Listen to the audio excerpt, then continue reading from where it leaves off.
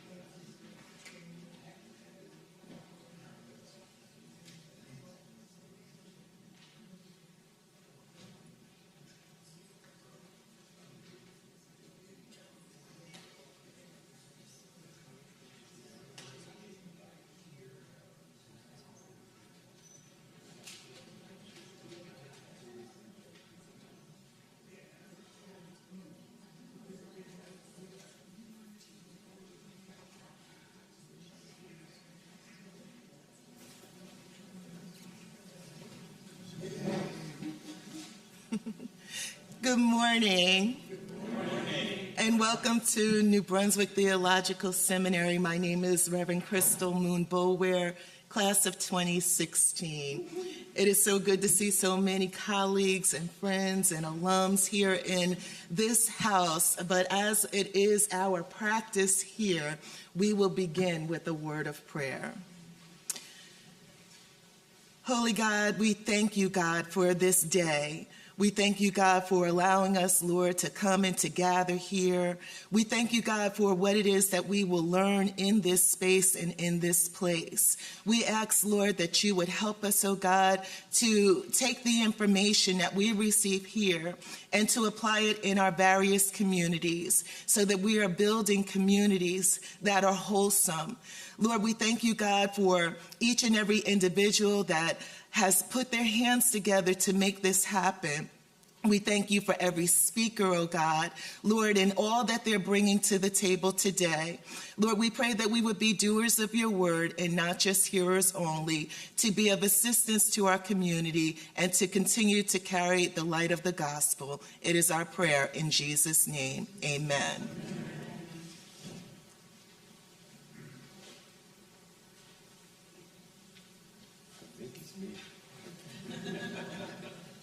Good morning. My task is to welcome you. I am Michael McCreary. I am the president of New Brunswick Theological Seminary.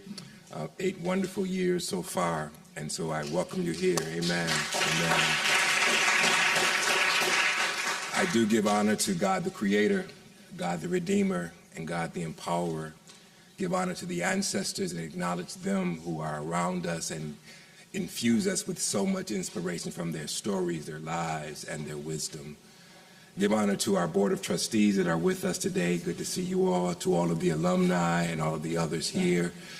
It's good to be here. I thank you for being at New Brunswick, where we think critically, we act justly, and we lead faithfully.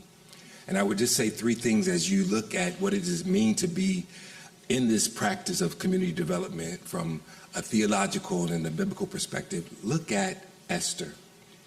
Esther is a powerful story for community development. One, first of all, because of Queen Vashti. Queen Vashti teaches us to really deal with what does it mean to be courageous and to be brave. I think too many folk are so afraid of what they might lose that they can't do this kind of work. And there'd be no Queen Esther if there were not a Queen Vashti. Second piece of it is to really look at Mordecai, because Mordecai was technically Esther's adopted father. And when he asked her to go in and risk her life to ask for freedom, to ask for liberation, he's taking a stance on justice. And we need to recognize that it's not just being courageous, we also have to do the just thing. And then the final piece is to be like Queen Esther, which is to be so loving that you can risk all. And love that is not eros love, where it's romantic, or phileo love, where it's about brotherhood and sisterhood, but a love of an agape love. That's a love that will be with you through thick and through thin. A love that will be with you through the good and the bad. A love that will lift up and not tear down. And so I invite you to do that work today in this place, this holy place that for 240 years has been established as a seminary to teach leaders of the community, of the church, and of the academy to do what God's calling you to do. God bless you and welcome.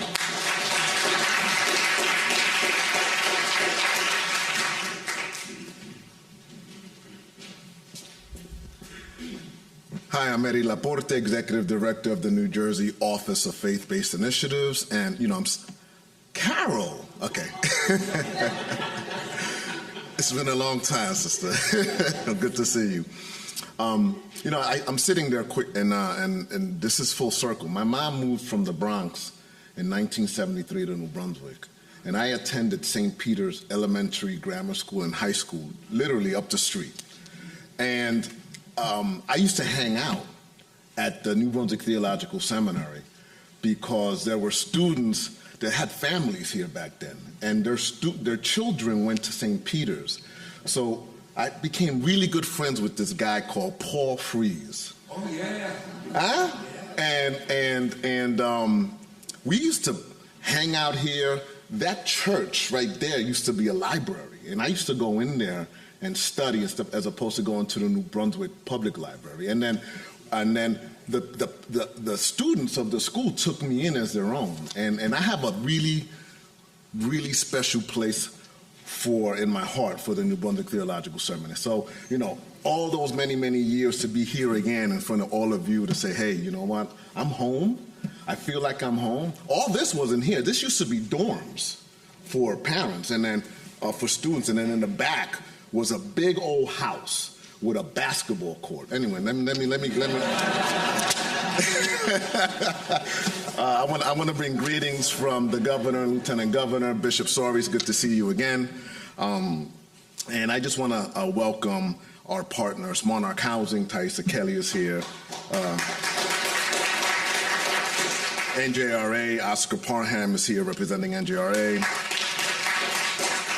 Department of Community Affairs, they're not here, but they're integral partners of ours. Kane University Public Policy, of Institute of Public Policy.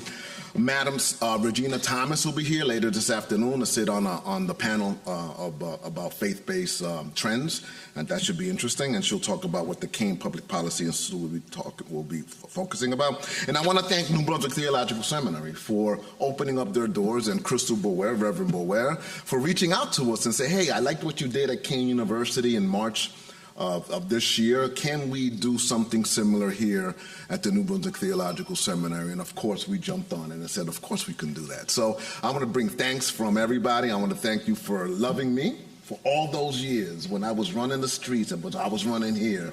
And you guys kept me safe. So thanks a lot. Take care.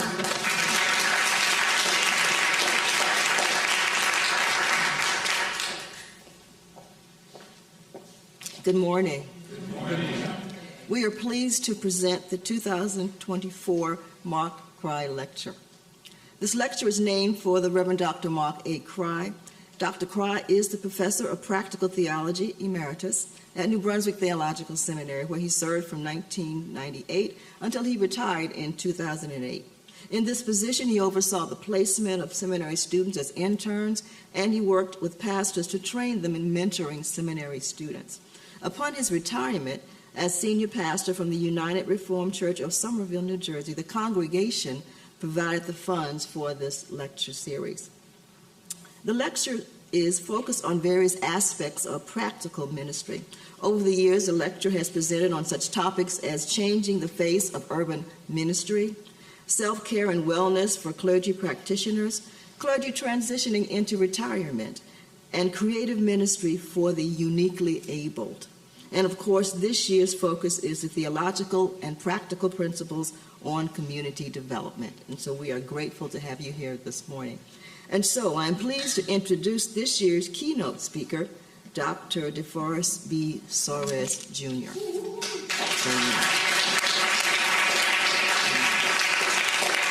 Dr. DeForest B. Soaries, Jr. is a highly sought-after luminary in financial education, renowned for his unwavering commitment to helping the individuals and organizations achieve financial freedom.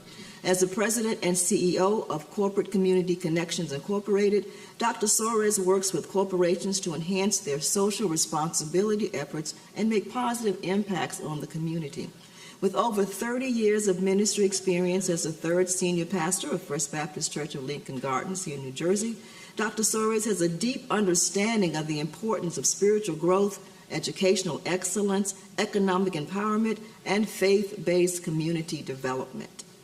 In 2005, he launched D-Free, Financial Freedom Movement, which has helped countless people become financially self-sufficient. His groundbreaking work was featured in a CNN documentary, catapulting him to national recognition as a leading figure in financial education. In addition, Dr. Soaries has authored 12 books, including the bestsellers Say Yes to No and No to Debt, Say Yes to No Debt, and Say Yes When Life Says No. He also hosts a weekly radio show on Sirius XM Urban View called For Your Soul, where he shares his insights on financial empowerment and spiritual growth. Dr. Soaries' expertise in financial education has earned him numerous positions as independent director, including roles with Independent Realty Trust, Ocwen Financial Corporation, and the Federal Home Loan Bank of New York. He also serves as a trustee of the Robert Wood Johnson Barnabas Health, where he leverages his expertise in both finance and community development to make a positive difference. Dr. Soaries earned his Bachelor's of Arts degree from Fordham University, a Master of Divinity degree from Princeton Theological Seminary, and a Doctor of Ministry degree from United Theological Seminary. His contributions to the field of financial education has been recognized with numerous awards and accolades, including induction into the Martin Luther King Jr. Board of Preachers at Morehouse College. It is our esteemed pleasure to present to you and introduce Dr. DeForest B. Soaries.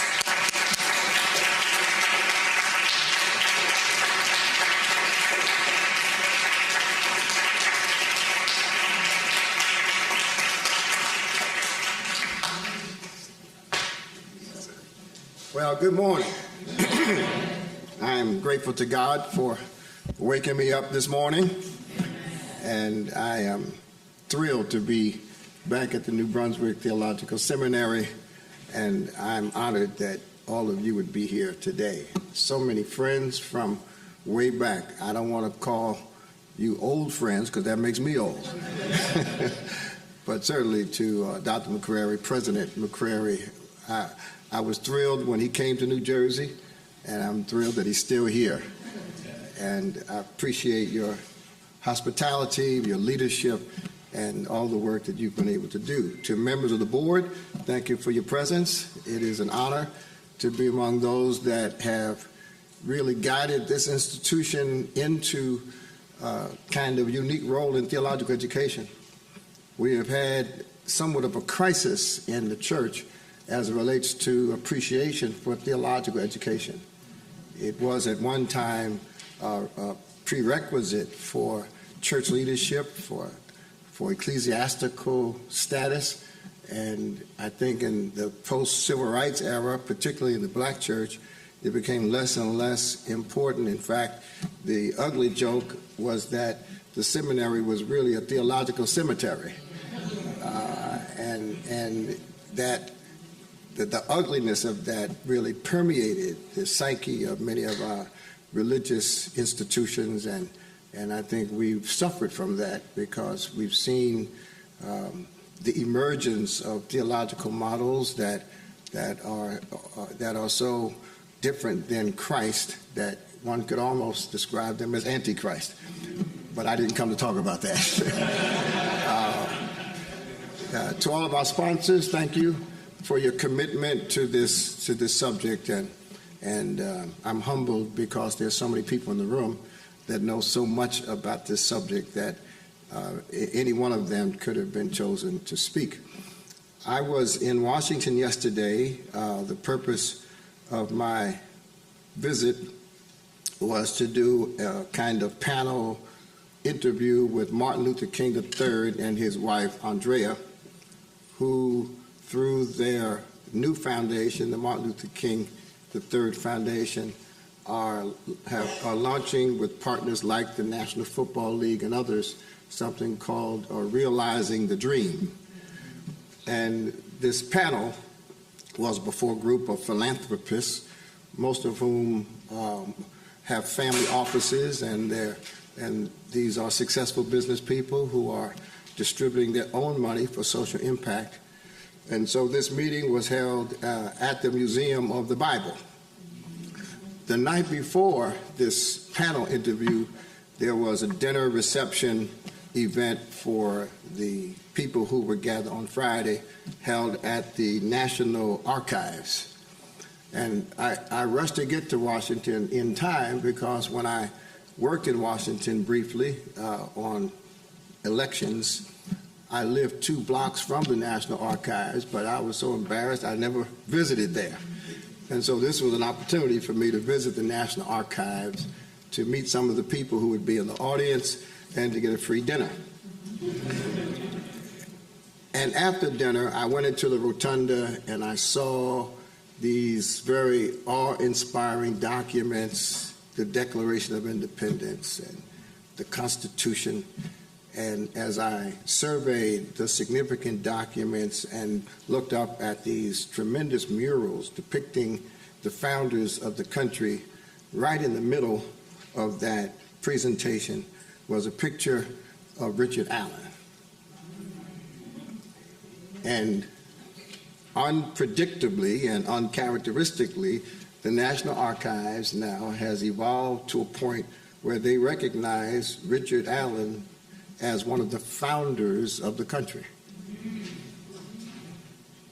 And then in talking to the archivist, the woman who runs the National Archives, she informed me that in celebration of the 250th birthday of this country, which will happen in 2026, they're going to add to the 3 core documents, document number 1 being the Constitution, document number 2 being the Declaration of Independence, document number 3 being the Bill of Rights.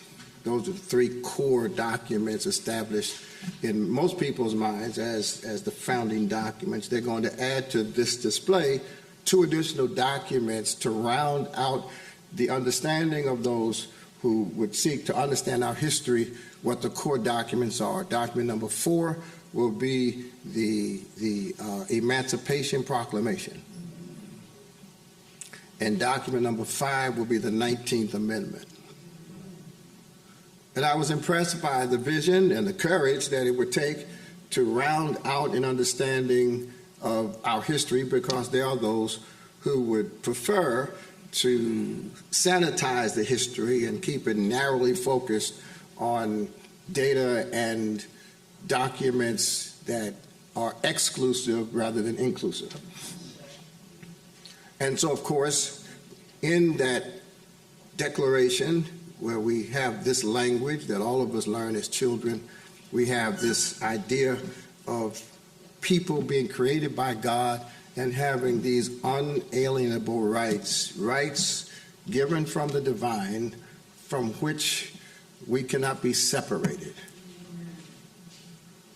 And it is, in fact, the separation that has impacted so many people that brings us here today. Because be it by coercion or by circumstance, there has still been this underbelly in this young democracy of people whose ability to pursue happiness has had significant barriers. And meetings like these, in large measure, are necessary to discuss how to break those barriers and how to change the trajectory of the country to ensure that those original documents, which were in fact exclusive, will become inclusive through the evolution of time, but under the leadership of enlightened individuals. Because the real question is, how does this democracy, how does this experiment, how does this model called America work for everybody? I had the opportunity to arrange a meeting between a high-ranking member of the Senate who controlled resources that could be used in developing countries and the prime minister of a developing country. And I sat in the room and I listened to the exchange, and the senator lectured the prime minister on the need for greater and deeper democratic practices in his country. The prime minister's response was very simple, very clear, very concise. When democracy proves that it can work for everybody, and when your version of democracy has a positive economic impact on my people, then we will be more fully prepared to embrace what you call democracy.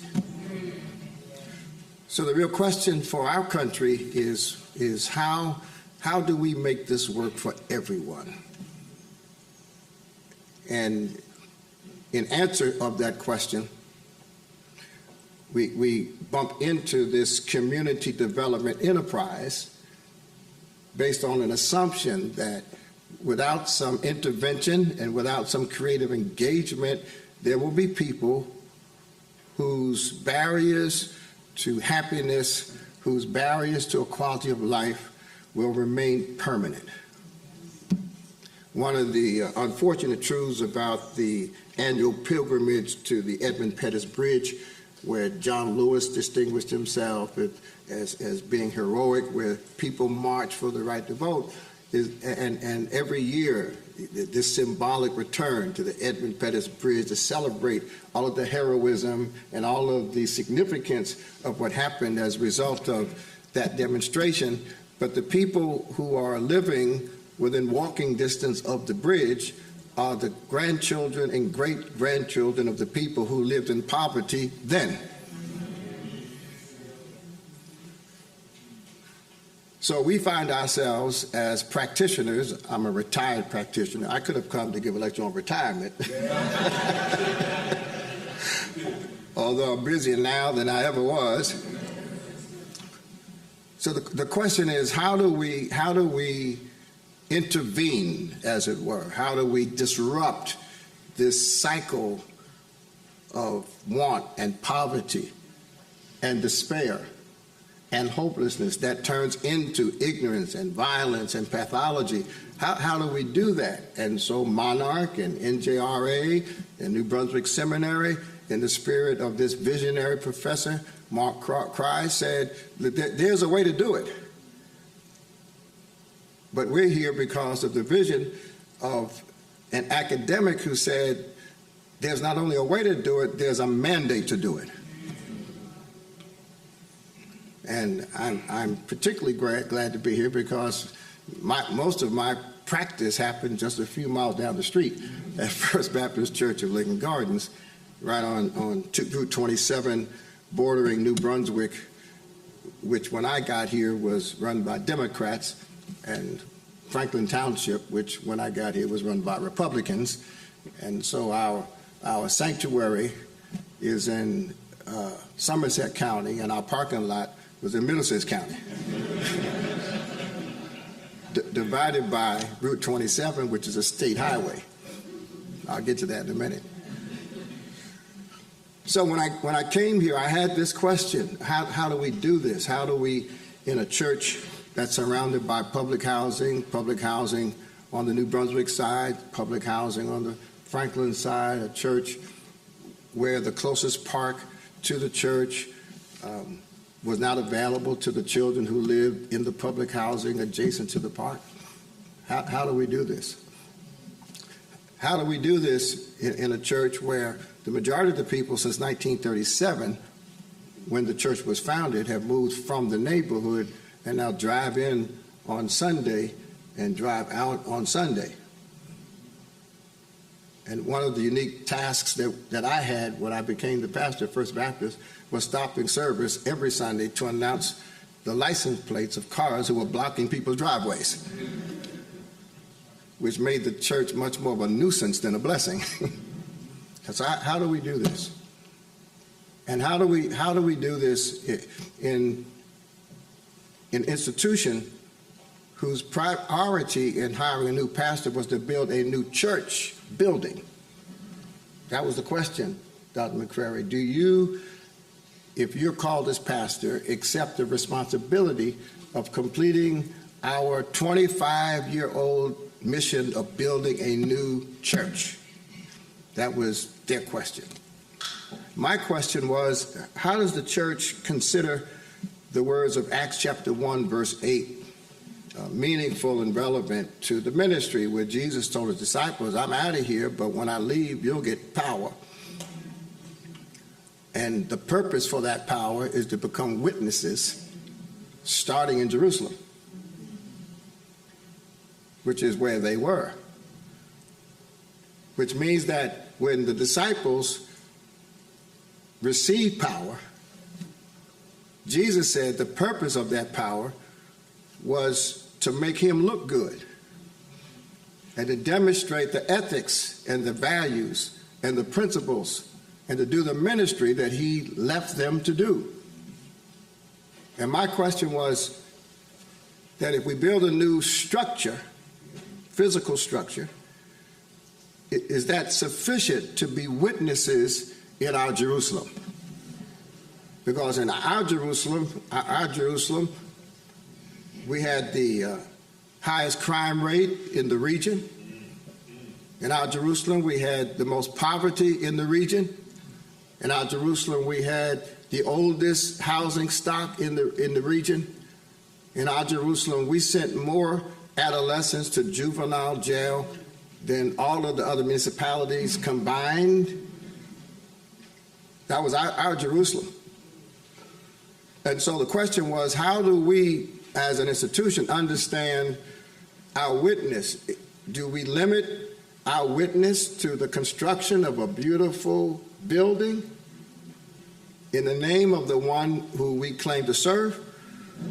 Or do we see it more broadly as a mandate and a commission to make an impact on people's lives in the name of Jesus?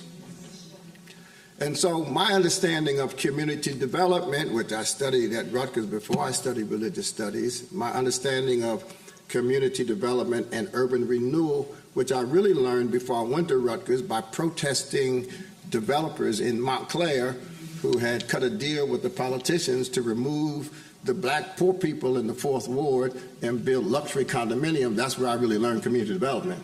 I learned it by shutting it down, not by doing it. But my understanding of community development caused me to have 4 focal points and 4 objectives, which became the model that we pursued and created the outcomes that we achieved and which are replicable in any context. The first challenge was to create a people plan. Not an economic development plan, not a redevelopment plan, and not a plan for people, but a people plan. Every Sunday morning when I come to the church, there'd be bullet shells in my parking space because the young people from Parkside, which was behind the church, and the young people from Robeson Village, which was in front of the church, would fight on weekends, and they used guns in the battle. And our church parking lot became the battleground. When you asked them what the beef was about, when you asked them what they were fighting about, basically what they said was, we're fighting because our parents fought. And they fought because their parents fought. These were people that just didn't like each other because they didn't like each other. And one side was Franklin, the other side was New Brunswick, and then in between, for the Franklin side, what they called the, well, I'll just use the street term, down the Grove. The Grove was an apartment complex, privately owned, not public, but primarily occupied by low-income people. And so we had these 3 competing housing developments with a high concentration of low-income residents, none of whom went to our church. So the question was, what do we do? Well, I said to the congregation, you've got 2 choices. And one of them does not include building a brand new religious facility in this neighborhood as it is. That is not on the table, not with me. Choice number 1 is to sell this land, move to the other side of Franklin. There's plenty of land in Franklin. We could have gone 5 miles down Route 27, bought 20 acres of land, and built a beautiful campus with gates and ponds and lights, parking. That's choice number 1. Now, if you choose that, you need a different pastor because that's not what God called me to do. But that's an option. I mean, if having a new facility is the priority, there's a place you can do that, but you can't do it here in the midst of poverty, in the midst of despair, in the midst of, you can't do it here. It's immoral. Second option is to rebuild the neighborhood and then build a new church. To build new housing, to do economic development, to focus on health care. Well, it was really a trick because I happen to know that emotionally they had no desire to change addresses. This was a family church. Started in 1937. Everybody was everybody's cousin. If you made one person mad, 29 people were mad also. They had no interest in moving at all. They had stained glass windows with the ushers' names on there and the nurses' names on there. So it was really a trick, because I knew that if someone had given us land to build a campus, they wouldn't accept it. And so we set about this task of rebuilding the neighborhood. You call it now faith-based community development. We were just doing Acts chapter 1, verse 8, being witnesses. What would Jesus do if Jesus were at this address? The academic approach is to hire experts, look at demographics, look at maps, and approach it from a land use perspective. The economic development approach is to look at viable opportunities for real estate development. And unfortunately, when I arrived here, there was a stigma attached to any kind of vision for redevelopment. And the stigma, unfortunately, was based on what they perceived to have happened in downtown New Brunswick.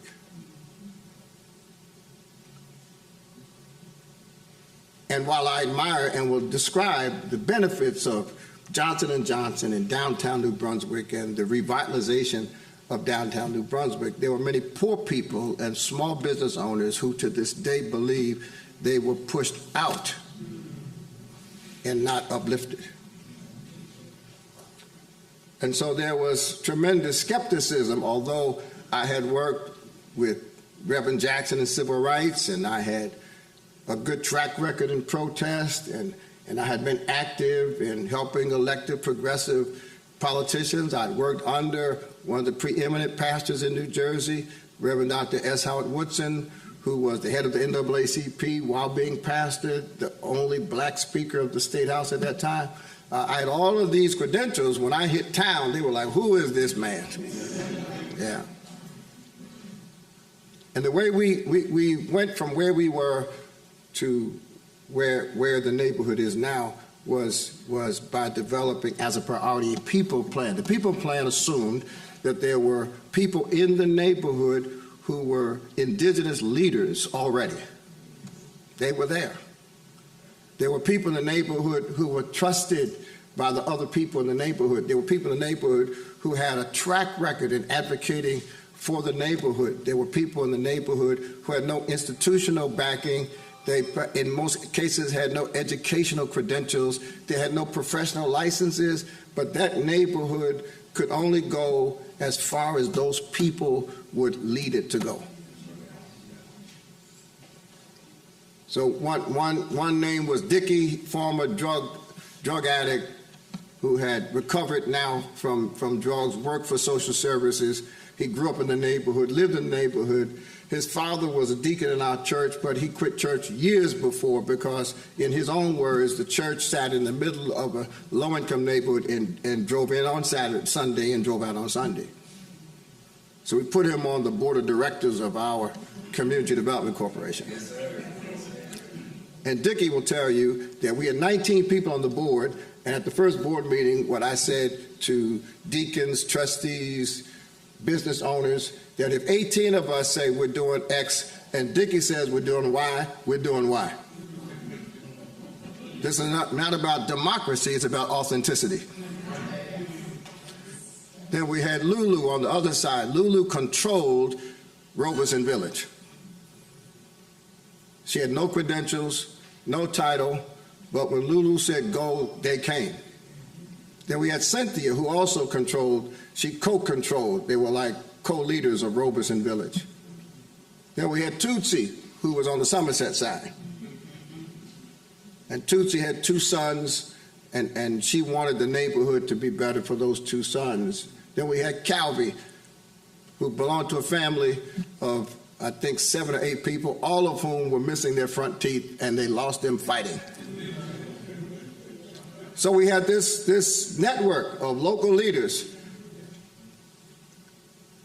and they led the community development activities. Everything that you see in the First Baptist neighborhood, including the church facility itself, which I'll explain momentarily, are attributable to the leadership of those people who leveraged our size, our resources, our capacity, our influence for their neighborhood.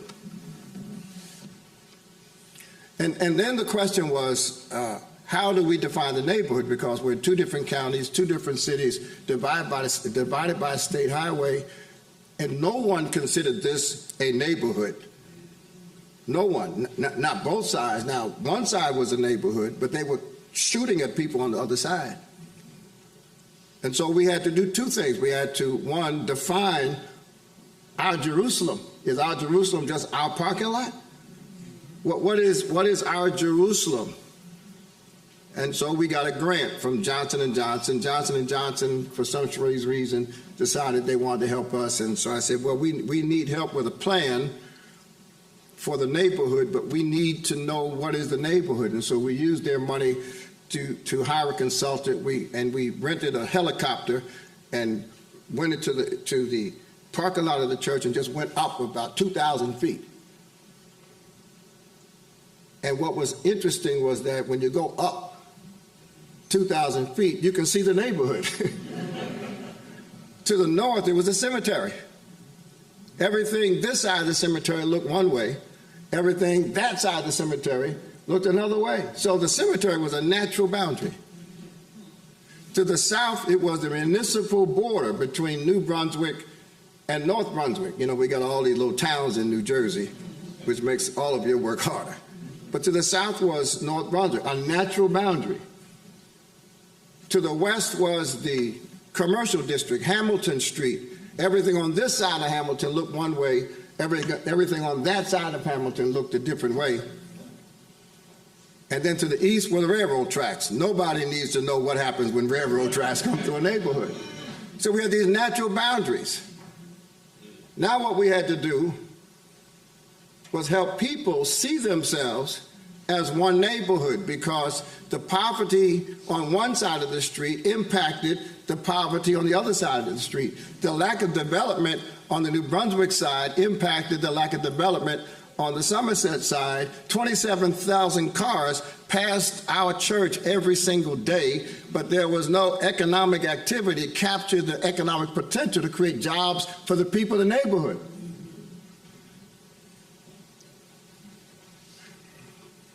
So the first project, quote, community development project we did was we took the woods, literal woods, trees, across the street from the church, which functioned as an open-air drug market, where the drug dealers stood on this side of the woods facing the church, and the police were right down the street watching, and people would drive in from North Brunswick and Piscataway and East Brunswick and Somerville. They would drive in like it was like a drive-through CVS.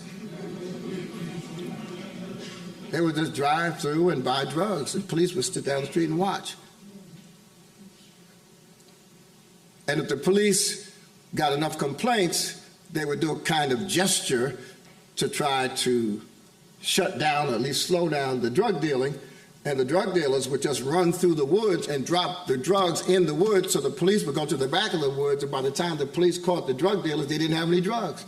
So it just became a vicious cycle. So we took money out of the church's building fund and bought the woods. Now, I don't know where the drug dealers went, but I know where they did not stay. Because as long as that was happening, right in the middle of the neighborhood, you could forget talking about community development, community reinvestment, and affordable housing. And what we did was we got a $5,000 grant from a local bank, and we took that money and we rented one of those construction trailers and put it where the woods used to be. And we put up a map of the neighborhood, and we hired our first staff person to work in that trailer. And her job was to give people coffee and donuts and tea, because it was right by the trail that people walked down to get into the public housing. And it was just a drop-in center. And while they were there, asked them, what is your vision for your neighborhood? What would you like to see that you don't see? What would you like to have that you don't have? And that was the beginning of the community development. It was people creating the plan. What was very interesting was, having studied transportation, housing, economic development, I had an intellectual understanding of what the neighborhood could be, but what came from that first interaction with the people was two things. Number one, we need a traffic light at Van Dyke. Traffic light. I've been nowhere and heard people describe getting a traffic light as a part of community development. But the community said, every year we lose half dozen children on this corner because these trucks come barreling down Route 27 as though it's Route 1, and every year we're burying our children. And we've tried, and the mayor has promised us, we tried and tried and tried to get a traffic light, and for 20 years we've been getting the runaround. No one ever told the residents that the mayor didn't have the power to give a traffic light. It's a state highway. It's the State Department of Transportation that decides whether or not there's a traffic light there. 3 phone calls and we had the traffic light. Now, since both sides of the street agreed we need a traffic light, they began seeing themselves as a neighborhood. And they begin understanding the possibilities of the future, the traffic light. Then to the south, there was an illegal strip club. Back in the day, it was called Nessie's, and they kept changing their names. What was that? The Country Inn, right, Ross? They kept changing. Well, you know,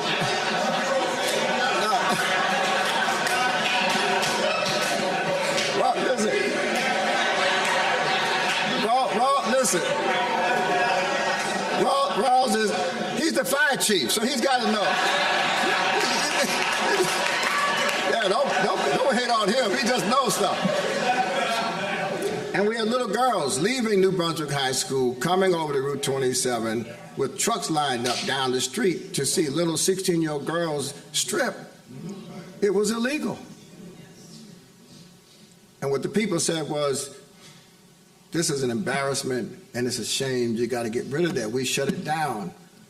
The owner put the license into the hands of a black owner. We shut him down. They sued us, took me to court, told the judge I'm a hypocrite because I advocate for black ownership and I shut down a black club. Yeah. And when we applied for permits to build our church, they opposed us. They lost. But it was war.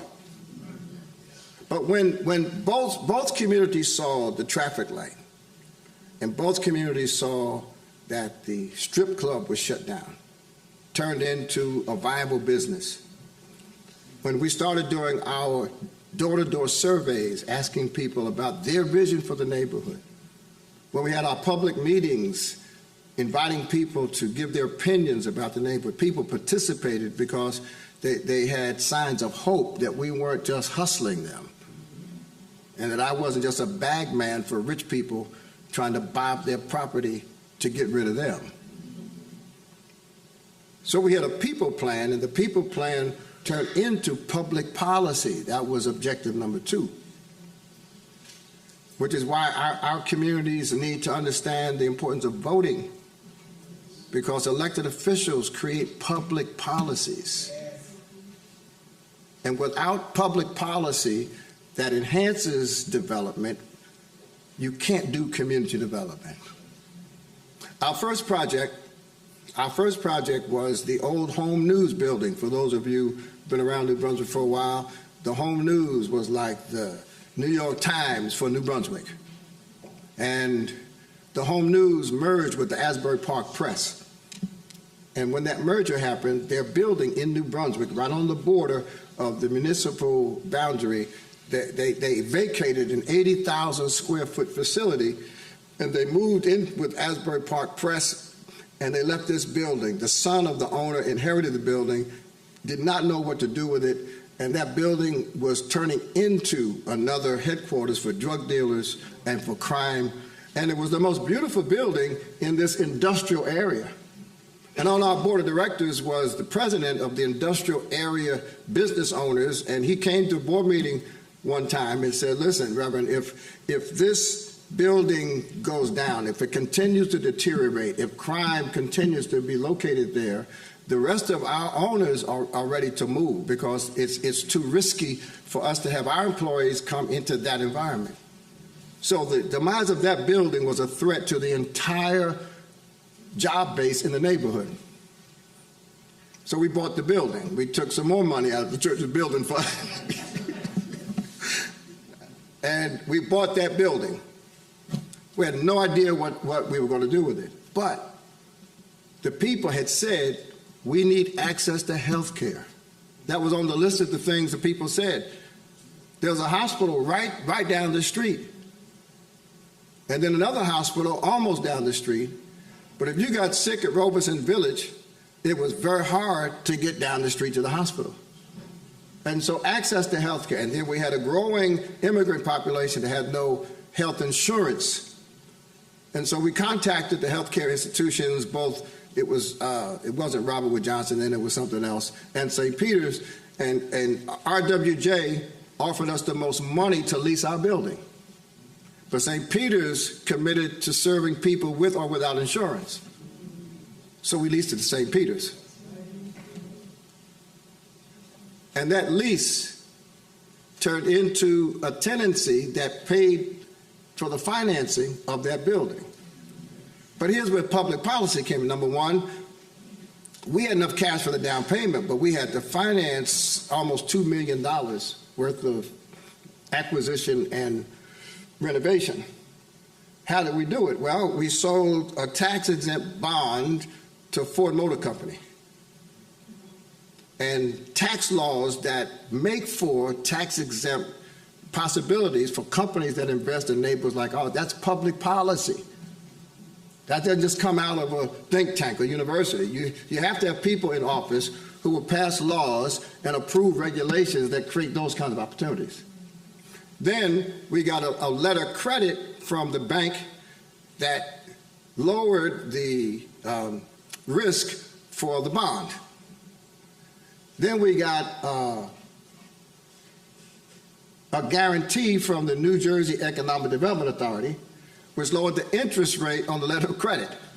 So we had this capital stack, none of which would have been possible had we not had people in public positions that understood the tools we need to do community development. Then we went to the mayor and said, Mayor, we want to provide health care in this facility. We're not trying to make money, but we do have to pay our bills. And the only way our financing can be secure over the long term is we need a tax arrangement.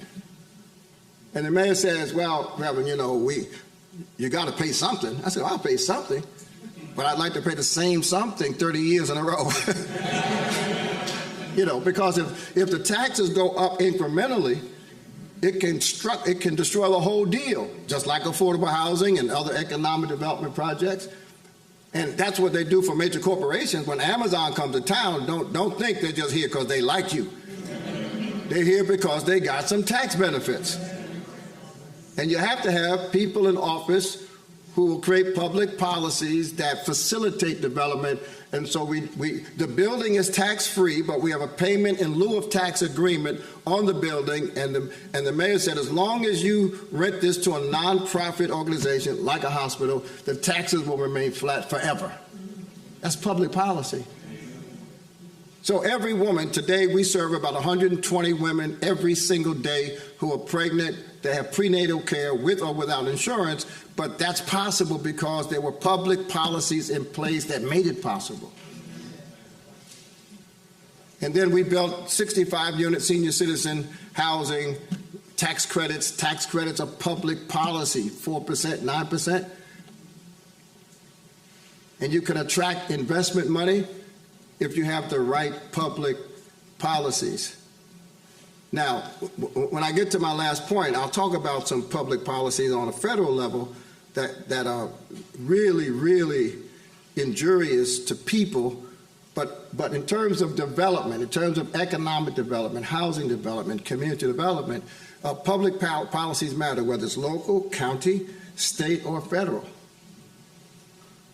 And we had to simultaneously be activists, be developers, and also propose and advocate for public policies. So then the third objective was to create private partnerships. You can have all the public policy in the world. You can have the most enlightened people in elected and appointed office. But if you don't have some private partners, you're just talking. You show me a downtown New Brunswick, which when I got here as a student in 1969 had X-rated theaters right on, what's that street that goes down here? Albany Street. Triple X. Am I right, Rawls? You were here.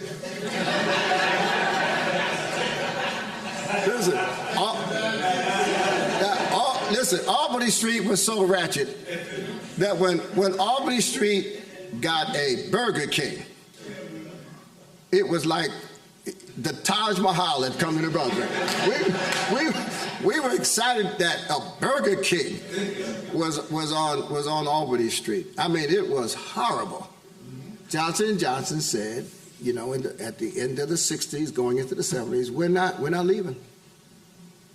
And we're going to make sure this city has a hotel. We're going to make sure this city has decent housing. We're going to make sure this city looks the way it looks today. Now, I have some concerns about the way Johnson & Johnson went about some of its process. Because even when I got here in 1990, there were small black business folks for whom we had to advocate, even though I didn't spend much time past the cemetery. There were still people, there were homeowners who would not sell. There were businesses who were angry because it was not a people plan, it was a development plan, and insufficient consideration was given to how it impacted people, period. However, to their credit, they set up the New Brunswick Tomorrow, which is basically a social services agency to help people with the transition that was created by their development. New Brunswick Development Corporation, almost every major building in New Brunswick that you see, including some of what we experience on this campus, was made possible by the New Brunswick Development Corporation, the nonprofit private development arm of the city, and those private partnerships. We just got $50 million commitment from Helix, from a company to do technology downtown. All of this beautiful development you see in New Brunswick is anchored in private partnerships. The new cancer hospital that's going up just down the street from here is the result of almost $40 million donation from one family. So whether it's families or corporations, we need private partnerships. You show me a Newark that's on the rebound, and I'll show you a Prudential that made a commitment to stay there. And now Audible's there, and now others are coming. You show me a Detroit, and I'll show you a Rocket Mortgage. You show me an Atlantic City that is finally hiring people in these Taj Mahal, not specifically, but these beautiful buildings. I'll show you a Hard Rock Hotel where 40% of the people that work there live in Atlantic City. There is no city in America that's experiencing significant development without private partners. Now, the key is that the community and the advocates have to control the partnership. Because if we don't control the partnership, what happens is, in faith-based community development, you know this, Eddie, what happens is the developers come along and they give crumbs to the community, and they put people's pictures on walls and name buildings after you, and you're broke. And that's a problem. And that's why meetings like these are important, to teach us how to do it in a way that has integrity. I had a developer come when we did the Hampton Club. The Hampton Club was so dangerous, it was across the street behind the public housing. I got to look at my time. What time is it? When we did the Hampton Club, we used some state money There's the Secretary of State, the real Secretary of State is right there.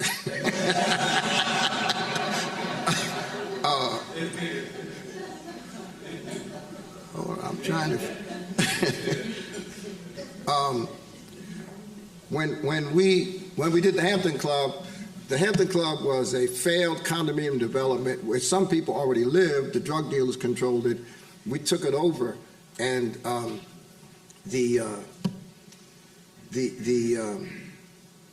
see, Regina always makes me think what I'm about to say.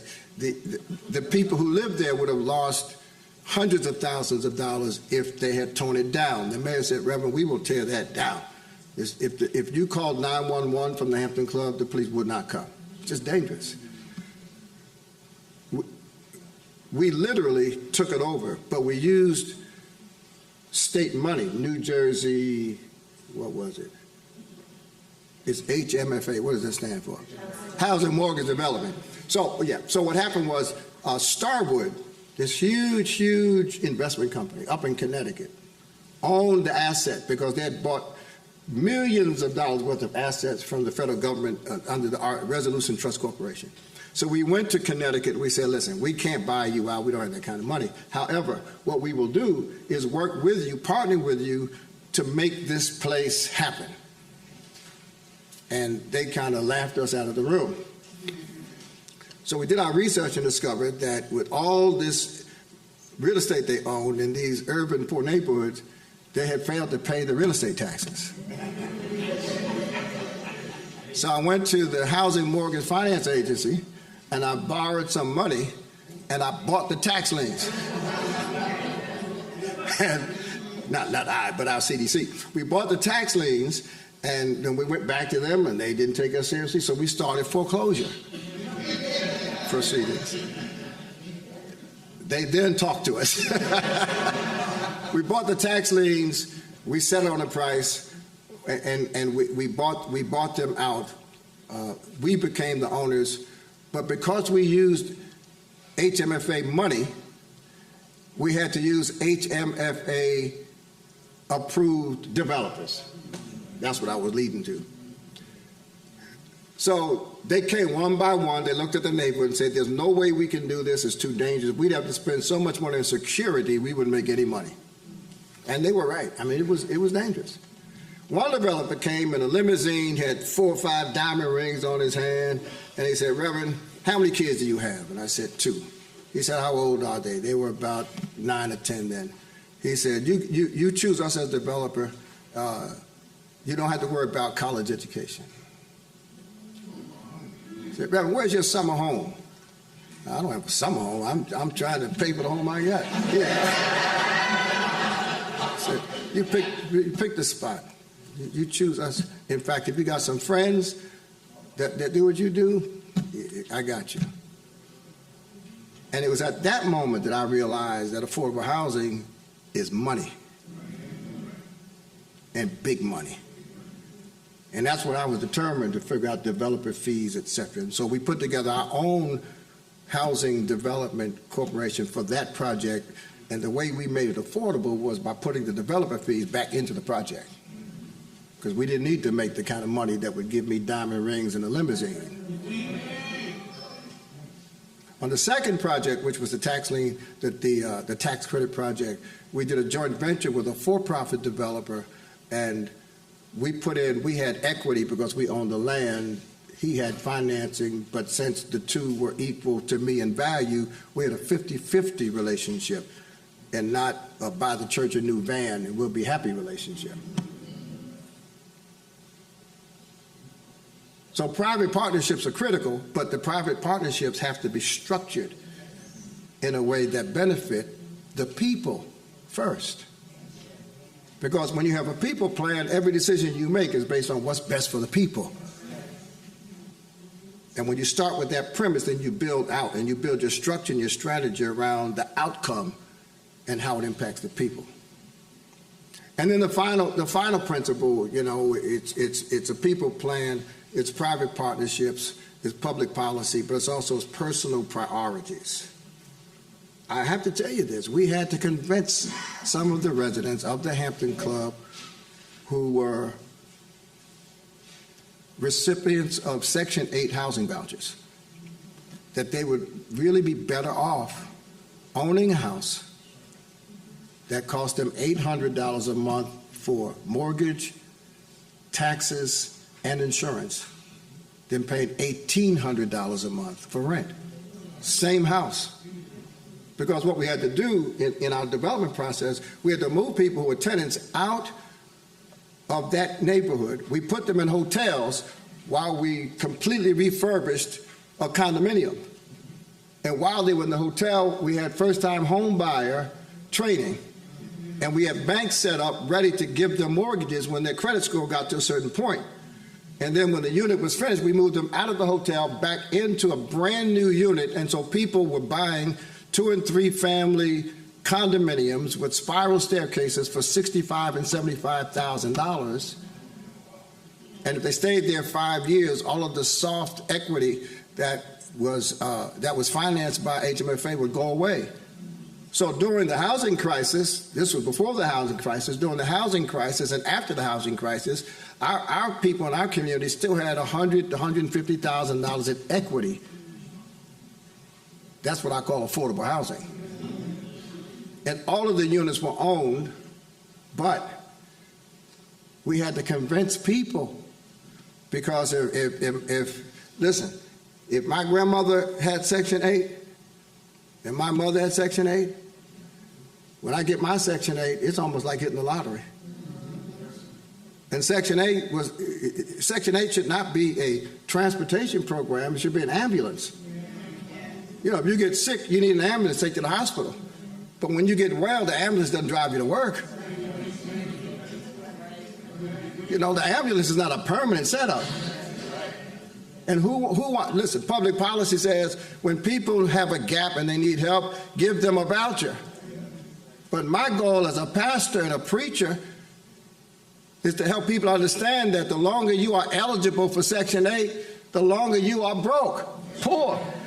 You don't want to be eligible for Section 8 all your life. You want to increase your income, assets, so that they say, you make too much money to be on Section 8. That's not a curse, that's a blessing. But it requires advocacy that includes changing our mentality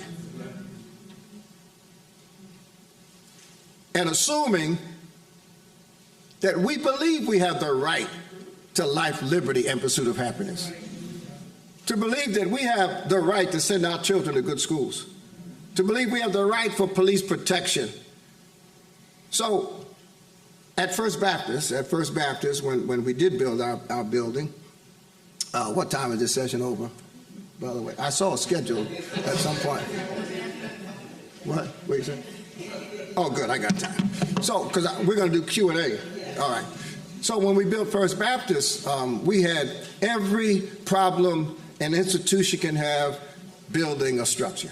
Every problem. Folk died on the site. They found water underground. I mean, every conceivable problem we had, we had.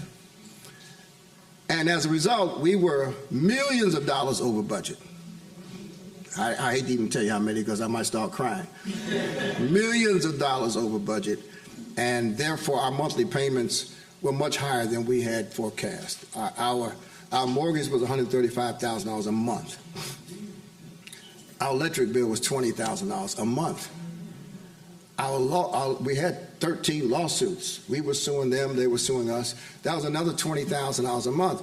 Before we had music, we paid $175,000 a month when we moved into that new church.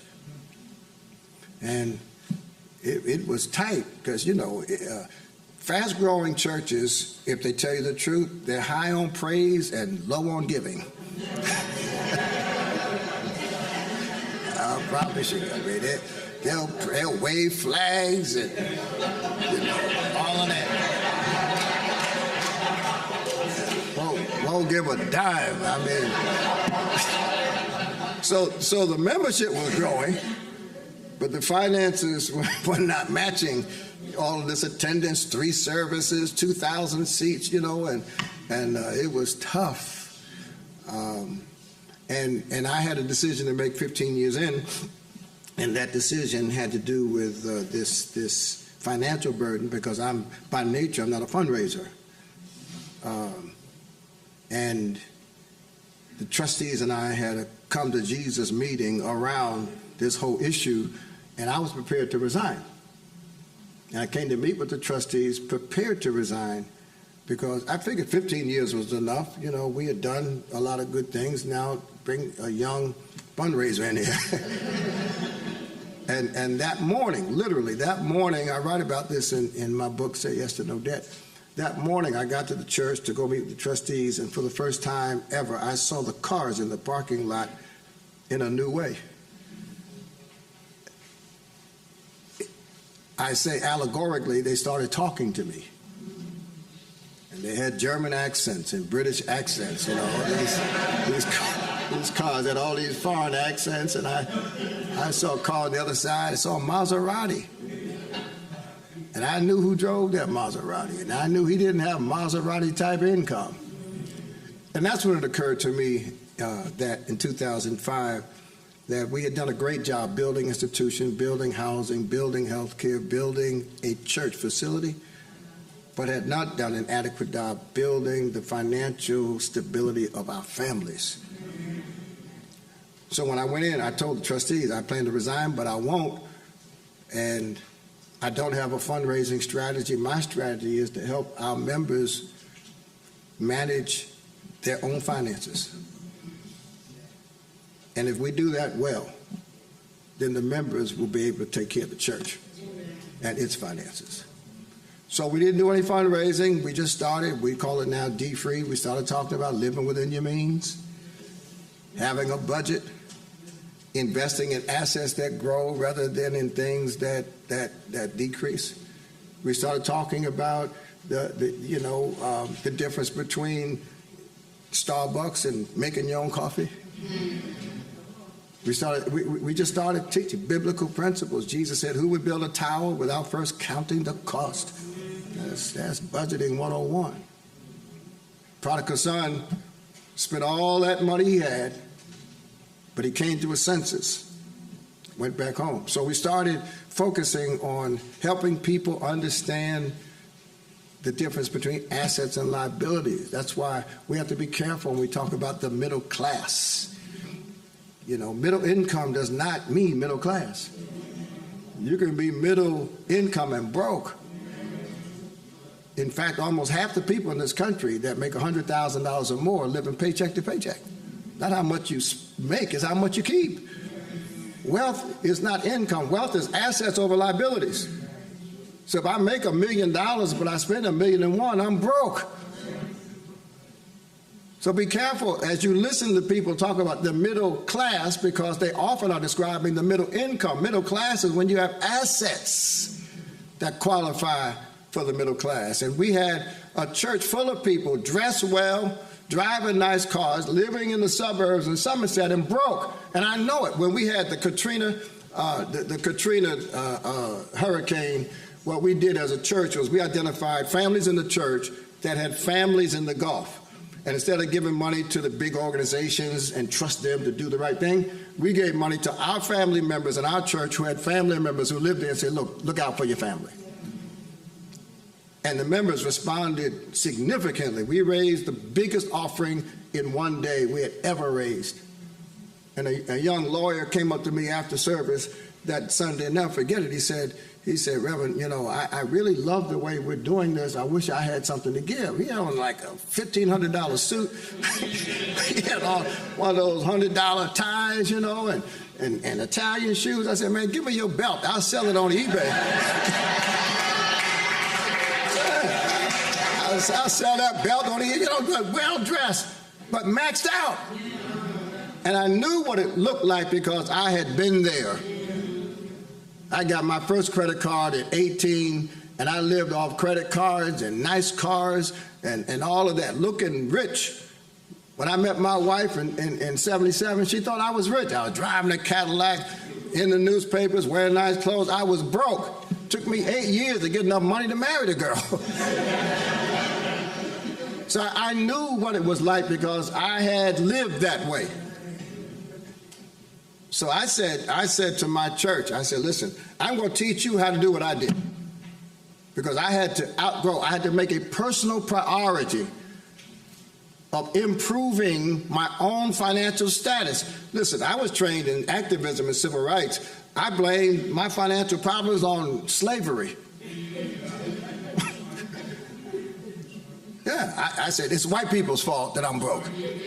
Never mind I'm wearing designer clothes. I'm wearing a picture of a man on a horse holding a stick on everything I own. Every shirt I had, even my underwear, my socks,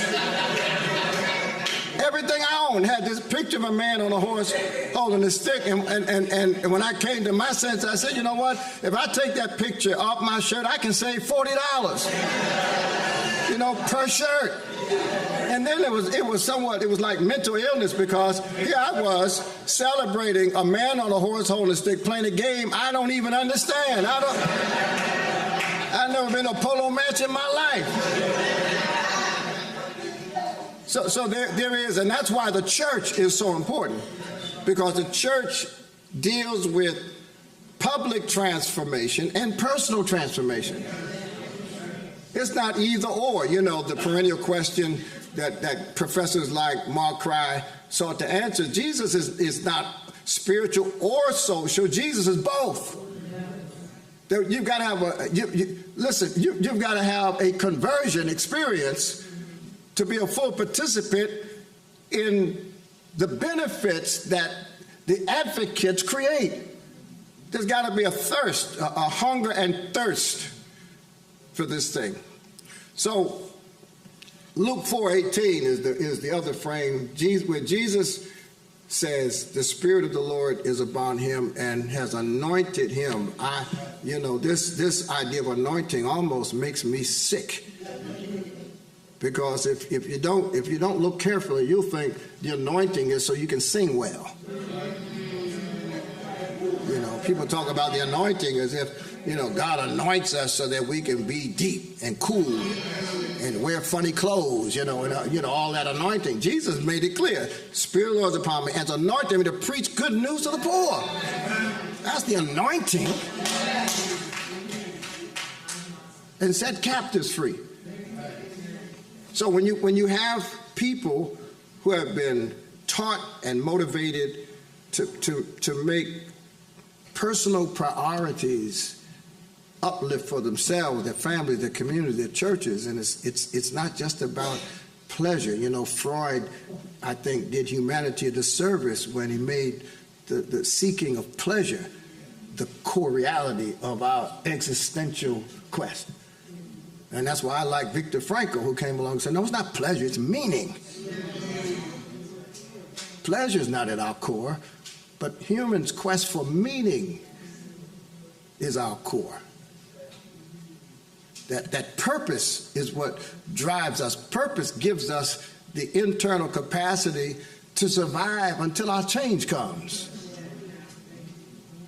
Purpose is what motivates us to get up in the morning even though the task we're about to perform doesn't pay much. Purpose is what causes all of you to do what you do. None of you in here are going to get rich doing the work you've come here to discuss. Nobody in here. You get no stock options. Many of you don't have retirement plans. If you do, they're inadequate. This is not a room like the room I was in yesterday where people have become billionaires by being entrepreneurs and cashing in, and now they're philanthropists. So there are two paths to this happiness. One path is to take advantage of the rich benefits of this country and pursue them for your own success. Then the other path is to take advantage of the opportunities and pursue them on behalf of others. And that's the path all of you have chosen. It's the noble path, and it's the path that makes Jesus look good. Because when we do this in the name of Jesus, then beyond our doctrine and our dogma, in our liturgy, in our language, all of that is experienced by people who say, these are some good folks.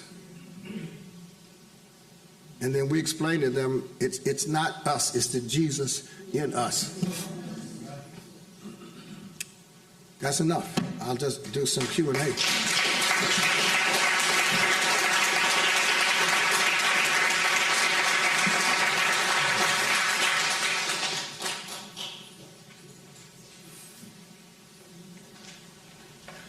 We got some time for questions and answers. I'm happy to participate or not.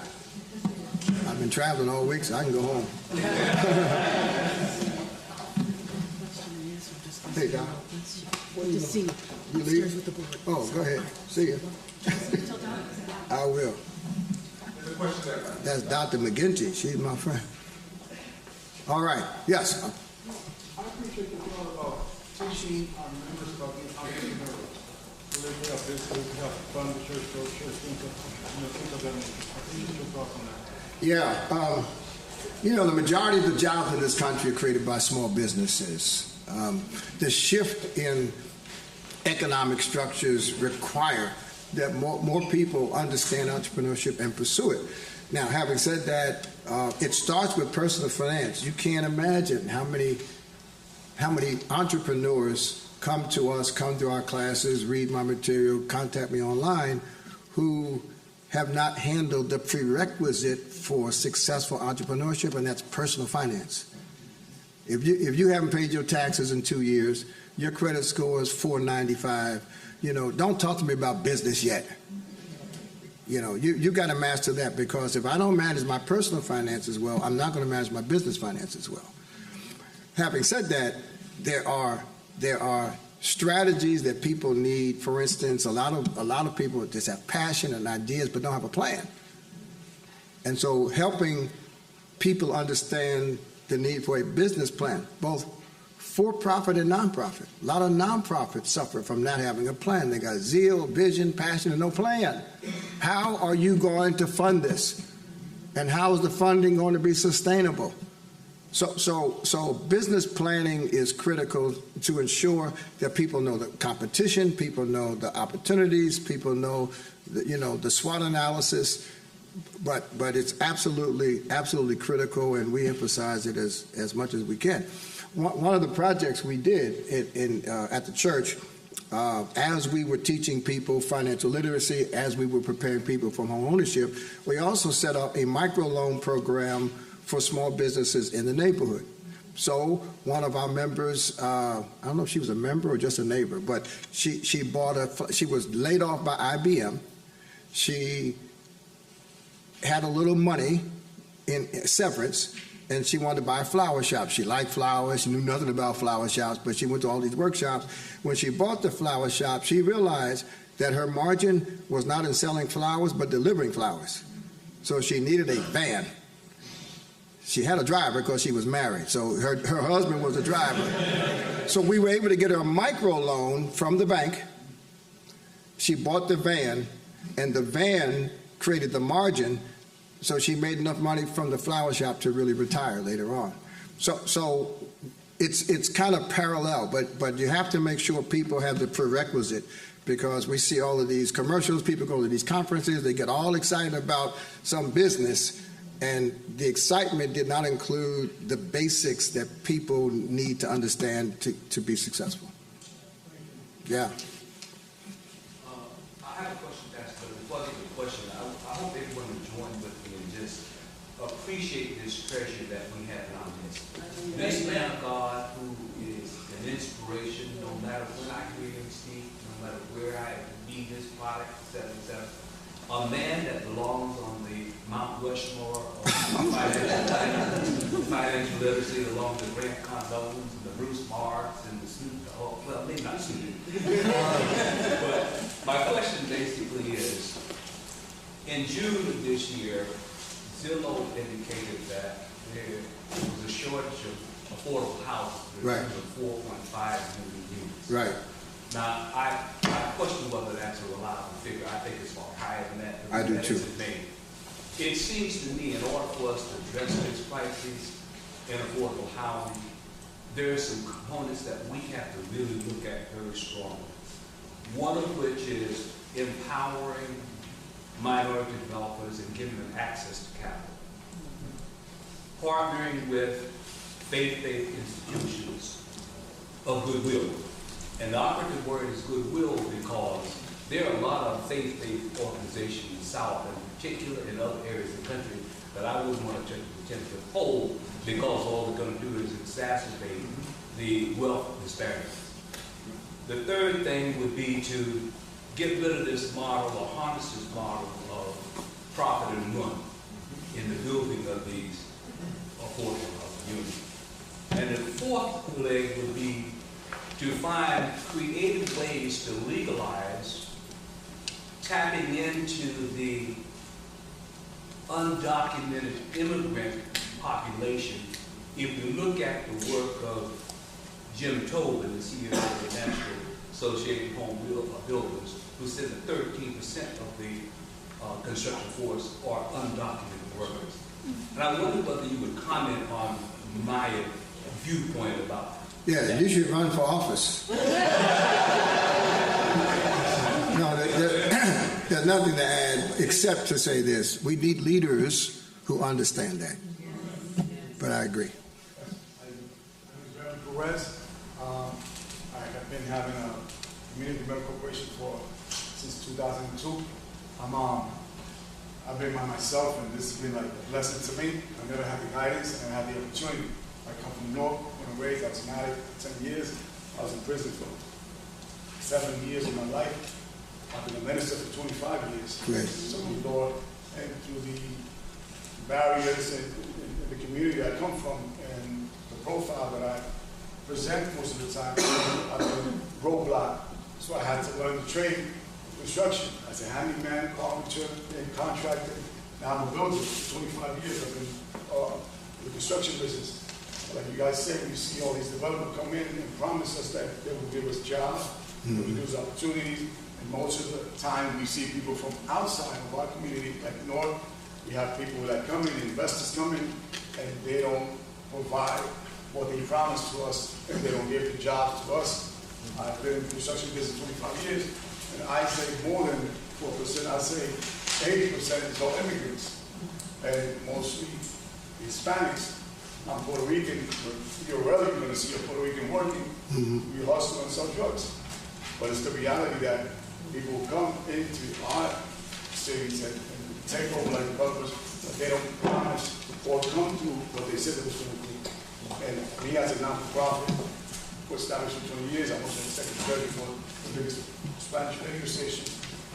We don't have this opportunity. Nobody had the ability like you. And many other brothers and pastors here, people like me, been just put to the side and never took account for. But we just want to, be able that we can bring something to the table also as a builder, as a contractor, as a, I'm tapping into people that have been in prison 32 years, 27 years, people that have been with me. I'm their voice now.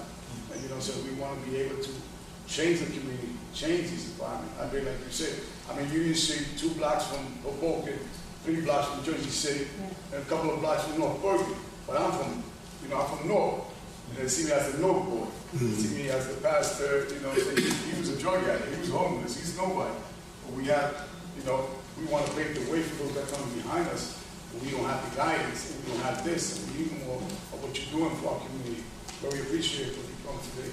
Yes. Well, thank you. What I've discovered is that, and there's some folks in the room, there's always someone who's in a position to help. Now, they're not always willing to help, but increasingly they are. And so when I did the financing on the health clinic, I was introduced to a person by someone I know, and it's important for us to recognize what help we need and to reach out for that help, and then to accept the help when it comes, because partnerships don't just come from above, partnerships come from the side. And there are people even in Newark, there are organizations in Newark, there are elected officials in Newark who care deeply about your issues. And the key is to find out who they are and grab them and don't let them go. Yeah, yeah. Gentrification has become such a controversial message in the community. Some people fear it, some people embrace it. Where do you stand in regards to gentrification as well as from a church standpoint? Yeah, first of all, let me just testify that we are responsible for 2,000 new units of housing. We're responsible for health care. We're responsible for 2 new parks, 2 new schools, a multiplicity of new businesses. There's been no gentrification and no dislocation in that neighborhood. No one left that did not want to leave. Now, how do you do that? There are 3 things you have to do. Number 1, if you're concerned about gentrification, you must own the land. If you don't own the land, you're just talking. And so churches and groups that care about protecting neighborhoods from gentrification need to buy the land or buy the properties, because whoever owns the properties controls the future of those properties. That's number 1. And that's why we were able to protect the neighborhood from gentrification. And the second thing, and I missed this on public policy, when we created our neighborhood plan that the people had dictated to us, we had both New Brunswick and Franklin Township adopt our plan to be a part of the master plan. Yes. See, that's public policy, because the master plan determines what goes on after this crowd is no longer in office.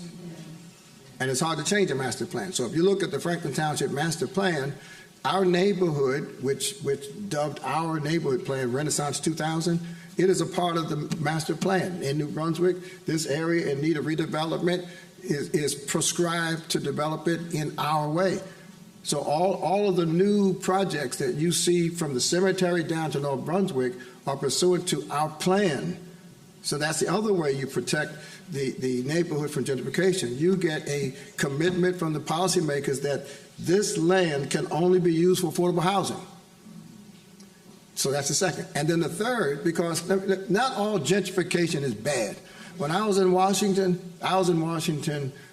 yesterday. I got there Thursday night. I stayed at a hotel, and I was shocked, because that hotel used to be one of the most dangerous. It's around the corner of 7th and F, I think, the Riggs Hotel.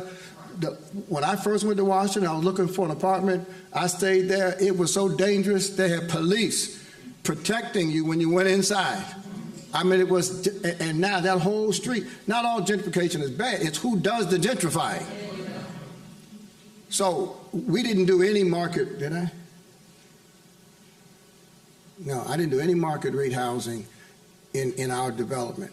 I did a project in Newark where I bought an apartment building from the bank because I was trying to prove, Cory Booker was made that time, I was trying to prove with Cory we could do unsubsidized affordable housing, which meant that I bought the apartment building, kept the rents. We were renting at $1,000 a month in the Central Ward of Newark near redevelopment, because that's all I needed to pay the bills. I wasn't trying to make money. I was trying to prove that you can do unsubsidized affordable housing, because we don't have enough subsidies to create enough affordable housing, to your point. But I couldn't get the tax, I couldn't get the pilot while Cory was there. And so I ended up having to sell the property. I don't know where it is now.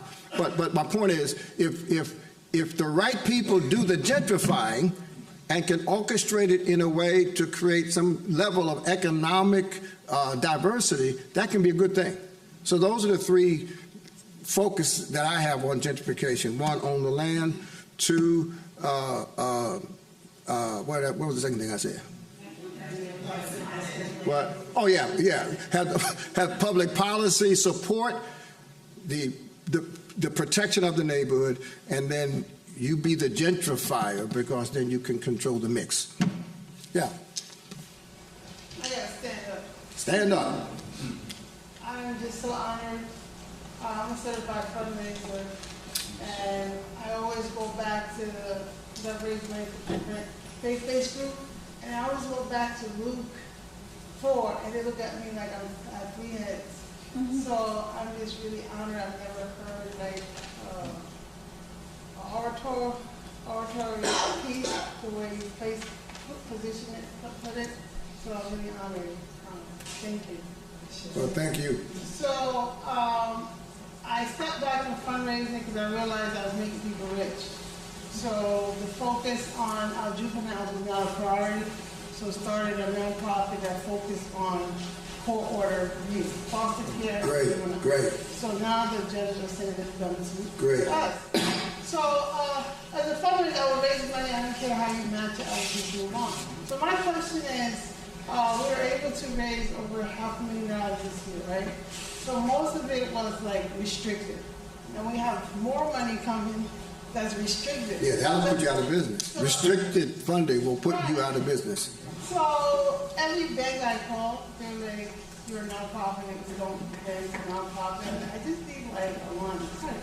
Yeah. Right there.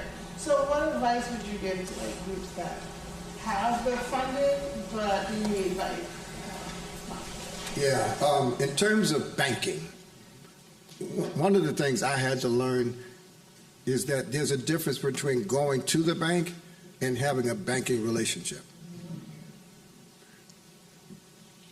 My experience was going to the bank to cash a check or do whatever.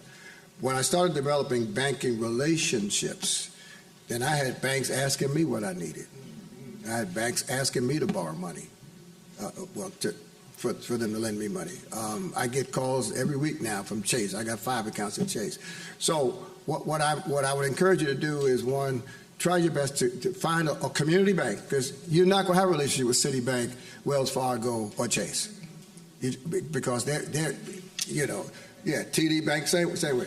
You have a relationship with community banks or black banks, banks that are small enough for you to talk to the decision maker in person and familiarize them with your business, bring them around to your activities, form a relationship. And of course, I don't have to tell you, I'm not trying to insult you, but making sure your numbers are strong. Most banks, for instance, will give you a line of credit at about 20% of your revenue. So if you have $500,000 in revenue, you should be able to get a line of credit for $100,000 for cash flow purposes. Should be, and that's without having assets. Just based on that. And listen, back, I used to think, because I started out so crazy, I used to think that it was like a privilege to get a credit card or to get a loan. Like they were doing me a favor, until I got on the board of a bank, and I sat around and listened to them think up ways to lend people money. I didn't realize banks needed to lend money. My whole mentality was wrong. There's a bank that needs to give you a line of credit. You need them less than they need you. So try community bank, form a relationship, make sure your books are strong, your numbers are strong, and file your taxes on time, all of that stuff. And I promise you, you will find a bank that'll work with you. Thank you, Dr. Soaries. Appreciate definitely what First Baptist has been able to do. But looking at the majority of the churches and majority of the neighborhoods that they serve, still in that small to medium category, have you seen any models of churches? You got First Baptist over there, you got Second Baptist over here, you got Macedonia over here, that have networked and connected to create organizations that can do community development? What is that? Yeah, almost never. If I'd waited for churches in this area to partner with me, I wouldn't be qualified to come here to speak today. Almost never. Now, it's not all attitudinal. It's not all ego. I'm not sure. How many of you are pastors? Okay. Then you'll understand what I'm about to say. When people come to church, they're not coming to church primarily for this. They're not coming to church to find out how much we can do to help the kids in the projects. They come to church to find out what the Lord can do for them. Period. When we started our CDC, every deacon board meeting, there was a deacon that accused me of breaking the law. When we took money out of the church's building fund to invest in health care, There were people who wanted to fire me. So let's be clear. There's a struggle inside the church.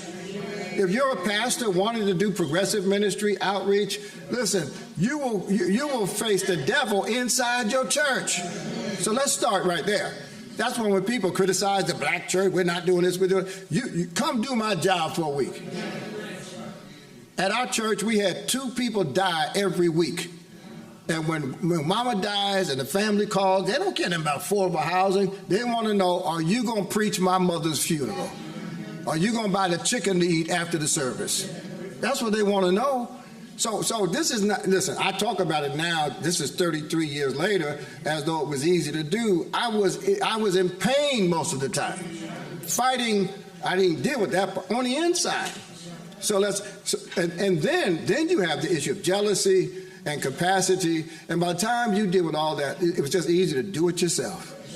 When that bank gave me $5,000 to put up that trailer, a church around the corner went back to the same bank and said, you gave Soaries $5,000, where's ours?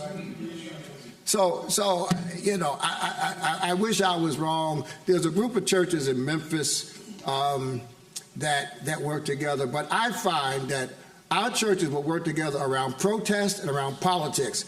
But this kind of work, you're not going to find a whole lot of churches working together.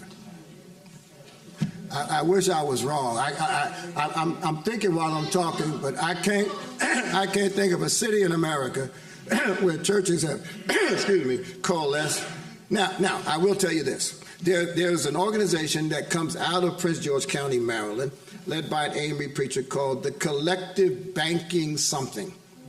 And these churches came together not to do development, but to organize their deposits and to say to each other, if all 20 of us deposit our funds in one bank, it gives us leverage with that bank. And they've done it in Maryland, they've done it in Cincinnati, 2 or 3 cities around the country. Now, and that's wonderful. However, and this is the bad news.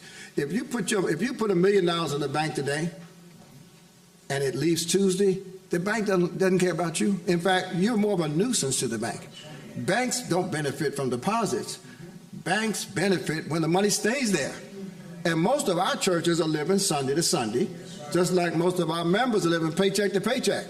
So you know, it's kind of an illusion. It makes you feel good, but it's spiritually, it's good to see churches trying to do something together. Yeah. Yes, ma'am. Thank you, Dr. Soaries. This has been transformative. I live in New York City, and the trend over the years to sell air rights. Yes. You talked about that. And I don't know what influence happened to the development or not development. Yeah, let me tell you, the reality is many of our churches, especially in New York, are just struggling to stay open. And so what they'll do is they'll sell to a developer the rights to build above the church. The developer will cut a deal and say, okay, you can stay here for free. So you can have your space for free, and we'll make the profits from 3rd, 4th, 5th floors. And what I would prefer is that churches, whether selling air rights or doing housing, I would prefer that churches understand how to grow the ministry and then how to live off of that growth. Because at our peak, our budget was probably $30 million. But the church itself lived off of the $5 million that came from tithes and offering. We never took profits from housing, we had a foster care and adoption agency that had a $2 billion budget. We never used money from our auxiliary nonprofits to support the church. In fact, it was just the opposite. And it always concerns me when churches use community development to fund its core ministry, because it's like when cities get grants from the government to hire more cops. When the grants go away, the cops go away. So that concern, and that's what's happening in New York more and more. And I understand it. I empathize with them, but I would prefer that listen. The harvest is still plentiful. The harvest, they are still. All of the surveys indicate that folk don't have a problem with Jesus. They have a problem with Christians and churches. So if we can ever figure out a way to get out of the way and lead people to Jesus, they'll come. So that's my fear. My fear is that churches will use extra development to fund core ministry. Yeah. Soaries, thank you for all you do and your strong example for all of us. Thank you. You made a statement, and a statement I have to ask a question about. Okay. Owning the land in New Jersey, buying the land in New Jersey. It's a wonderful statement. It's not so easy. No, it's not. Even if you have all of the money. So the fair housing laws, the federal fair housing laws, state fair housing laws, all speak to what's supposed to happen. Sadly, even today in 2024, it's not happening. How do we address that issue? Yeah, it's not, and not every piece of property that we wanted to buy, we were able to buy. I mean, we reached a point in our neighborhood where not only were people disturbed because First Baptist and Soaries were getting too big, but on one Sunday, they picketed our church. Picketed. I had to, some of my brothers, Calvary and Dickie and them guys, I had to hold them back, because they didn't understand. But they picketed the church because they thought they thought I had enough control over the city council to stop the city council from doing something. They picketed our church. So there is explicit and implicit resistance. So first of all, what you have to do is keep trying. And the second thing you have to do is find alternatives. I mean, life is too short to fight to the finish over one block. I mean, because for every piece of land that is unavailable, there are 10 that are available. There are 10 that are available. And what you do is you find the most dangerous neighborhood. Those developers that wouldn't work in our neighborhood, it was too dangerous. We formed our own development company because the neighborhood was too dangerous for them. There are certain areas that real developers just aren't interested in, and that's where we have to go. Find the opportunity. Yeah. Just real quick on that. I've got 25 years in this, construction, and someone told me, an investor told me one time, when he hears a crisis, there's an opportunity. And there's a lot of opportunity, especially when we come from North Patterson. Most regularly want to go beautify some other city or urban city, but how we call it the ghetto, that's where the money's at. And there's a lot of loopholes. I started at 26, I started buying, I got with the wrong, with the right people, but I was too young. I didn't have nobody to guide me. I bought houses so I can be able to help my people establish with their family. I got a drug program. They came in. I wanted their wife to move in, and I wanted to ride, but I was too young. Nobody sat down and taught me. But I think there is a lot of opportunity. We know people that before the properties go on the market, they have it. So it's all about connecting and knowing, the real estate market it's a hustle. It's a hustle. You have to really jump in it and take advantage. But I think it's where we come from. Like the brother here said, the pastor, we have to go to these urban areas, these ghetto places that you probably say, we're not going to buy done houses across town in North 18th Street that you be like, it's impossible to sell. And there is some. Before we finish them, there's some. And there is a lot of opportunity. We just got to dig them. Not only zero, but we have to ride by and look at places and know where we want to buy it. And it's there. Yeah, so in Newark, your town, if you look along Belmont Avenue, I forget what it's called now, I guess it's some name, Belmont Avenue in Newark. After the rebellions of the 60s, big companies bought up all that land and just sat on it. And to his point, they wouldn't sell it, and you couldn't make them sell it, right? But the folks in Newark said, okay, we're gonna elect some mayors that understand this. So they elected Sharp James, and Sharp James did some of that, work, and now Baraka is kicking butt. Baraka has figured it out. So sometimes it takes time, but it often involves electing the right people who will use their authority, their policy making and their executive authority to get it done. But Newark was, and every city is like Newark, has land that is owned by people who just hold it. They're banking it, and we got to figure it out. Yeah. So Oh, wait. You asked the question before. He didn't. Did you? No. Okay. Thank you. Yeah. So the Office of Faith-Based Initiatives is working with and meeting with various faith-based organizations throughout the state, houses of worship that have access to property, have Right. site control, Right. and are now beginning to talk about, hey, is it really possible for us to do affordable housing in this spot of land? And so can you talk to the idea of creating leadership and support within your religious institution? Yeah. To push the ball forward, because a lot of the issues that we run into with these faith-based organizations is that the leadership within the organization, the house of worship, Right. is unwilling to move forward. Yeah. Because you're asking people who are on a fixed income to think about a $4 million project. Yeah, and it's not just fixed income, it's a lack of exposure. When I got to First Baptist, my first contract I signed, among other things, said this: the pastor must attend all Sunday afternoon programs. My church, Reverend, was in a Sunday afternoon church. Every Sunday, the choir had an anniversary, the ushers had an anniversary, the flower club had, that was their understanding of church, right? So when I got there, I tell you what I did. I chartered a bus with my own money, put my leadership on the bus, and took them to see Floyd Flake in New York. And said, let's spend a day. This is what church looks like. They'd never seen, all they knew was revivals and chicken dinners. I took them, I got another bus, I took them to Newark and introduced them to Father Linder. Catholic priest stayed in Newark after the riot, said, I'm going to let all white people leave. And Father Linder, I said, this is what church looks like. I took them to Philadelphia, to Great Exodus Baptist Church, to see Herb Lusk, former Philadelphia Eagle pastor. And so what we have to do, see, what many people make the mistake of doing is thinking all they have to do is get the pastor.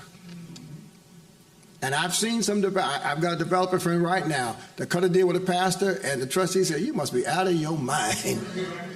If I was still in government, what I would do is I would organize exposure trips like that, not just for the pastor, but for the deacons, for the trustees, for the head of the ushers, and for the informal pastors that don't have titles, but they're really in charge, right? And help the pastor build the vision with the team, and not just focus on the pastor, because you will get pastors in trouble, you'll get some pastors fired, and you'll waste a lot of time by not helping the pastor go deep into the congregation. And I have found that exposure is the number one asset that I use to be successful. You? Mine was pretty similar. I was going to ask, how did you develop your professional team? I know that you started the CDC from locals in the community, but they didn't necessarily speak to the professionalism that was necessary to support what you were doing as far as legal and community, all of the other facets that. Yeah, what I found, which was a blessing, was that we had a lot of professional talent in the church that was underutilized. You know, in the black church, as soon as you join, they think you want to join the choir or the usher board. You know, and we had people in the church that didn't want to usher and didn't want to sing. But we had our strategic plan for the church was facilitated by a woman who was an executive of strategic planning at AT&T. And all she did was come to church and leave. And I bumped into her by accident. She was coming on Saturday to get some chicken. And when I found out what she did, I said, oh, I need you. So we've got to expand on the roles that, you know, when Dr. King went to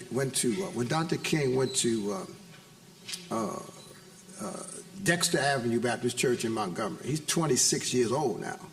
There was a woman in the church, I think she worked at the school, but there was a woman in the church. He created a new position around civil rights in the church and put her in charge. They didn't have anybody like that. They didn't want anybody like that after their former pastor had almost scared them to death. But Dr. King understood excuse me, where the church needed to go and created a position for someone who had the passion and expertise to take it there. The way I got away from those Sunday afternoon programs was just keeping people busy working on all this other stuff. And it got to the point where they were too tired to come back to church Sunday afternoon. It just died of natural causes, you know. I think I'm out of time. Listen, I want to thank you all for being here. And I look forward to seeing you all again.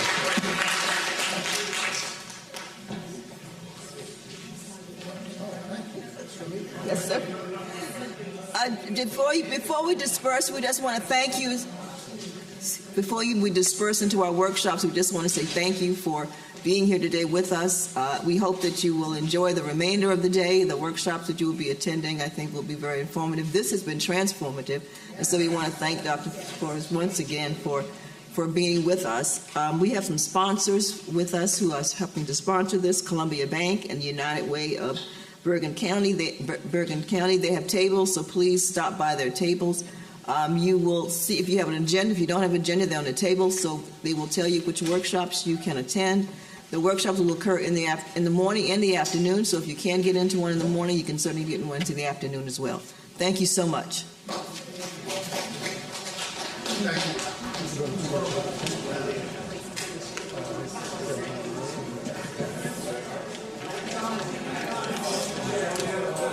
you.